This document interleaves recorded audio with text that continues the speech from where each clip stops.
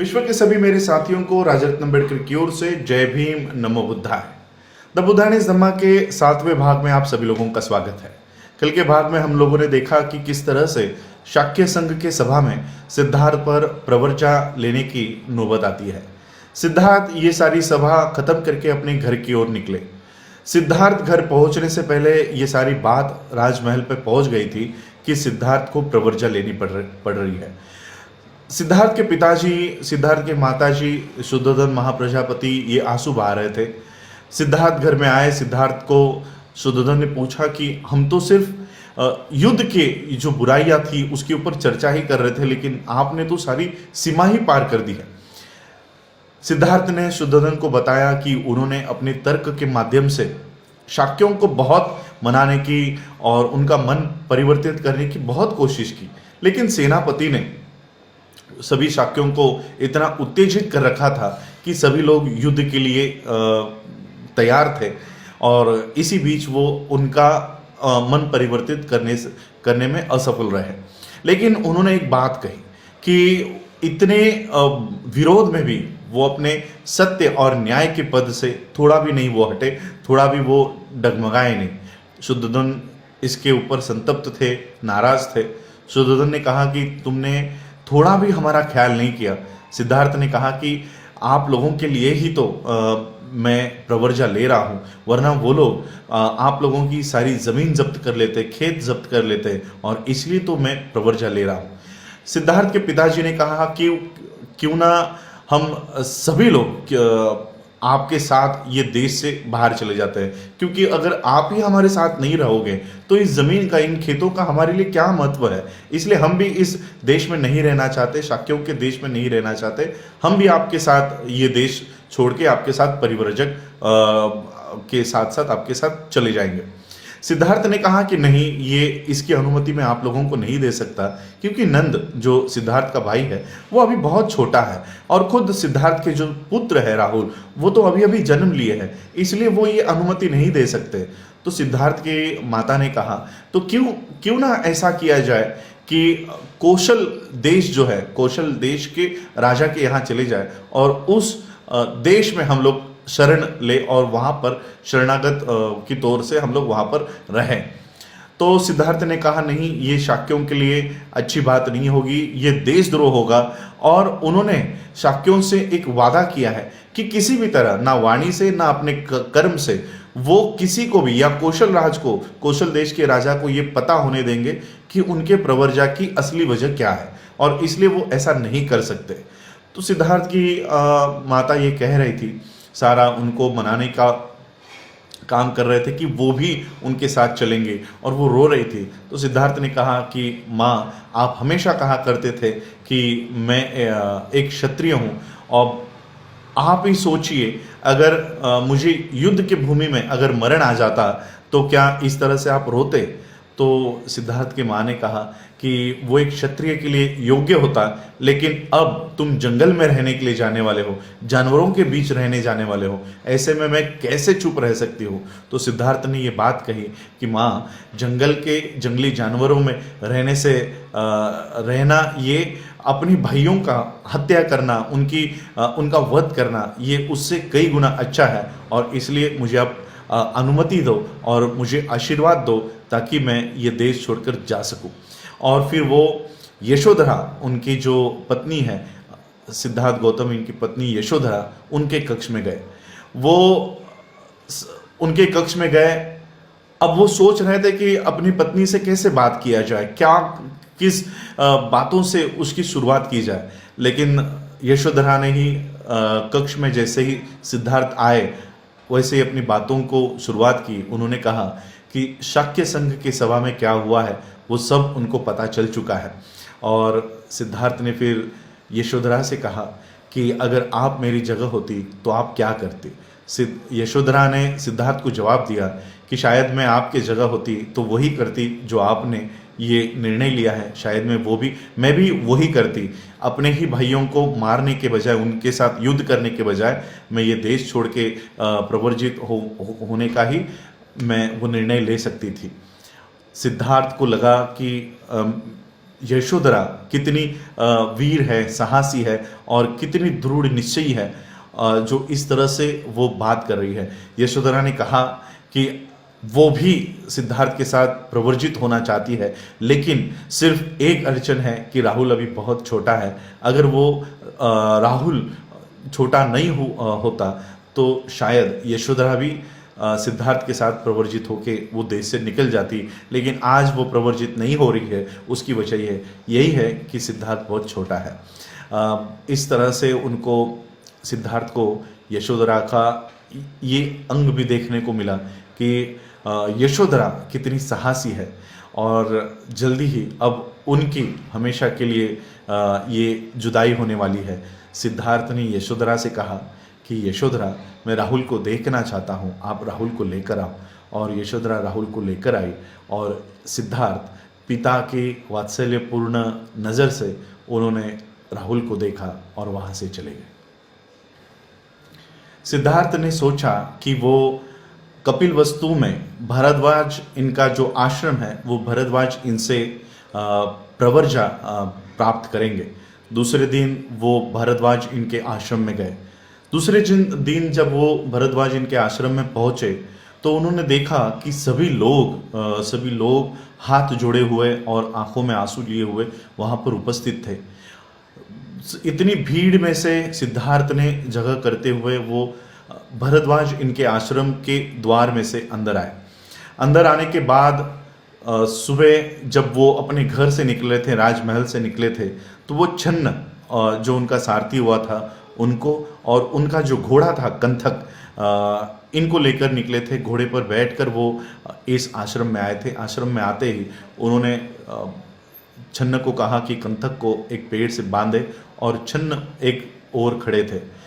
वो नहीं चाहते थे कि प्रवर्जा लेते समय उनके माता और पिता वहाँ पर उपस्थित रहे, लेकिन सिद्धार्थ ने देखा कि उनके माता और पिता बहुत देर पहले ही वो भरद्वाज इनके आश्रम में उपस्थित थे।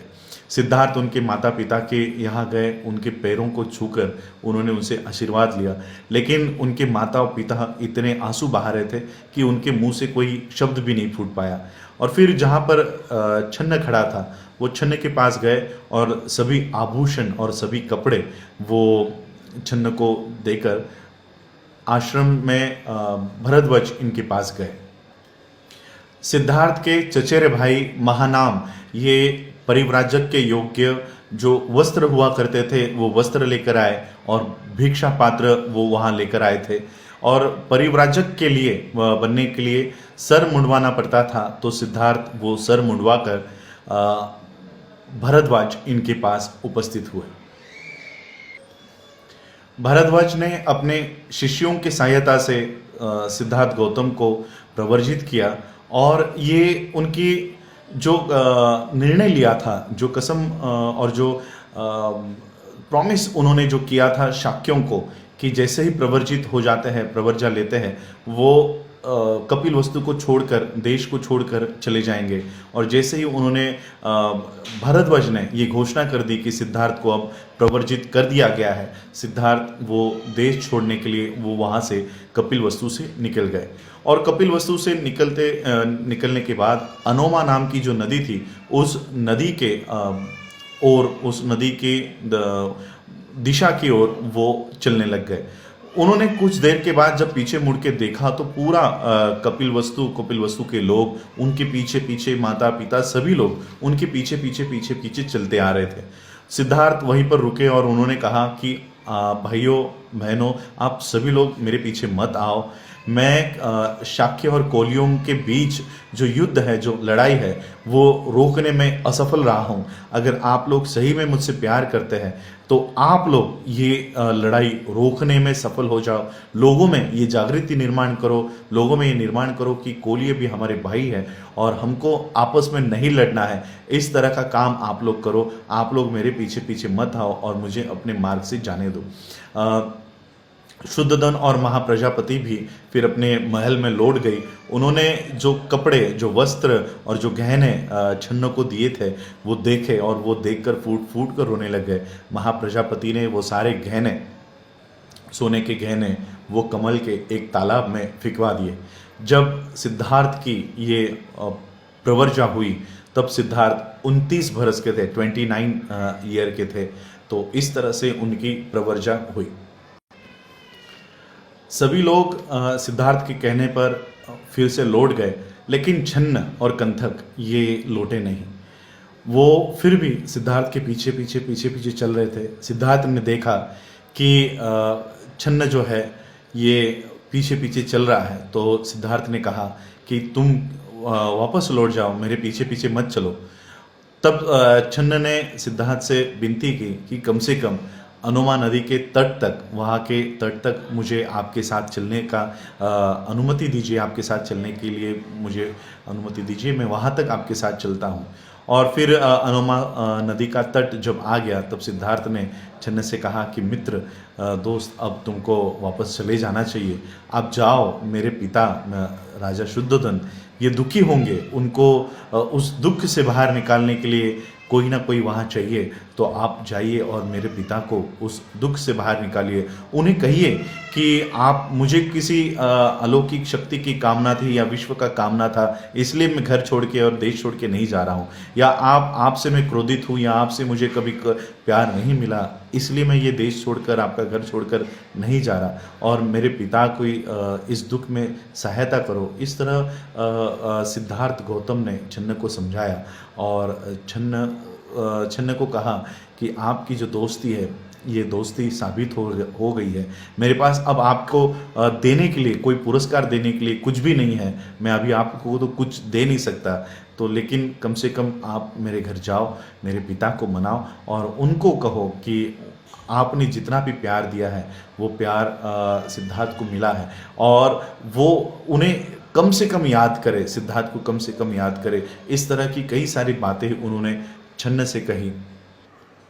सिद्धार्थ ने छन्न से कहा कि आप मेरे पिता को मेरे अवगुणों के बारे में बताओ, मेरे जो कमियां हैं उसके बारे में बताओ। तो छन्न ने कहा कि इसके ऊपर कौन विश्वास करेगा, कौन मेरी बातों पर विश्वास रखेगा।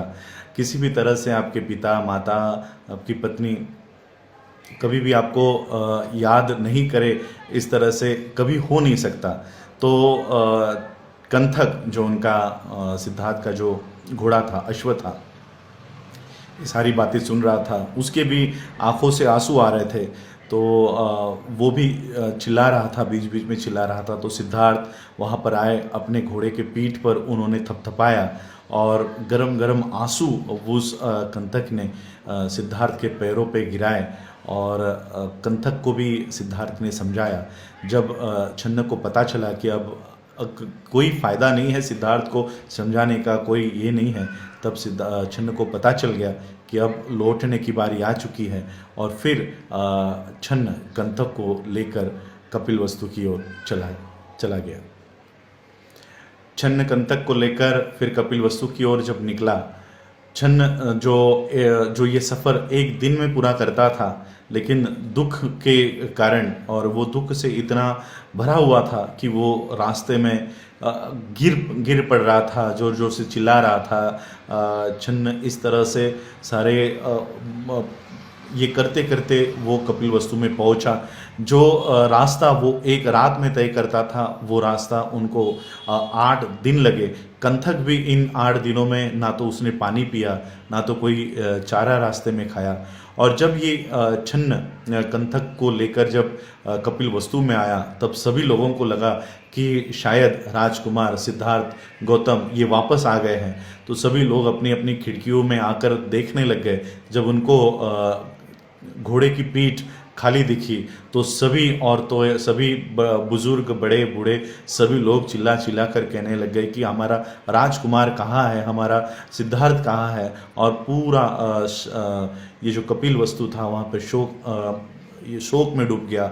और जब कंथक और छन्न ये राजमहल पहुँचे तो शायद सभी जो महिला रो रही थी, महाप्रजापति, यशोधरा, सब रो रहे थे। तब कंथक का आवाज़ सुनकर उनको लगा कि शायद राजकुमार आया होगा। तो ये सारा रोना छोड़कर वो जब नीचे आई, देखा तो कंथक की पेट खाली थी, तब महाप्रजापति वहीं पर गिर पड़ी, यशोधरा वहीं पर गिर पड़ी और रो रो कर वो सिद्धार्थ को याद कर रही थी कि मेरा बेटा कहाँ है। जो हाथ हमेशा देना जानता था, अब वो हाथों से मांगने के लिए जाएगा। जो शरीर ये फूलों की शैया पे सोया करता था, मखमल के गद्दी पर सोया करता था, अब वो जंगली घास के ऊपर और पत्थरों के ऊपर उसको सोना पड़ने वाला है। मेरा बेटा कहाँ है, मेरे पति कहाँ है। ये इस तरह से पूरे परिवार में शोक में वो डूब गया, पूरा कपिलवस्तु शोक में डूब गया। और इस तरह से ये एक दुखद अंत परिव्रजा का, सिद्धार्थ का हुआ। आप लोगों ने मुझे सुना, उसके लिए आभार, धन्यवाद। जय भीम, जय भारत, जय बुद्ध।